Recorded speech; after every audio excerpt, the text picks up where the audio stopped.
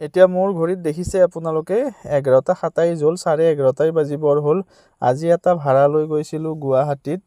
ৰাতিপুৱা 10টা 10:30 গৈছিলোঁ। এতিয়ালৈকে প্ৰায় 12 ঘণ্টা পাৰ হৈ গ'ল। আৰু 12 ঘণ্টা কাম কৰাৰ পিছত যেতিয়া এনেকৈ মূল্যটো পাওঁ সঁচাই বহুত ভাল লাগে।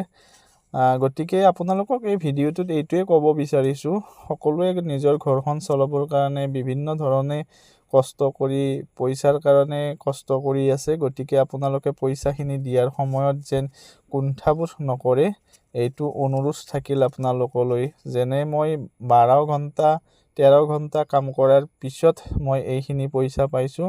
গতিকে মনটো খুব ভাল লাগি গৈছে। আৰু যিহেতুকে পৰিয়ালত আমাৰ ধুনু আছে, আপোনালোকে গমেই পায়, জীয়ামুনু আছে। আৰু জীয়ামুনুৰ কাৰণে ইয়াতে ঠাণ্ডা আৰু চিপছ লৈ আনিছোঁ।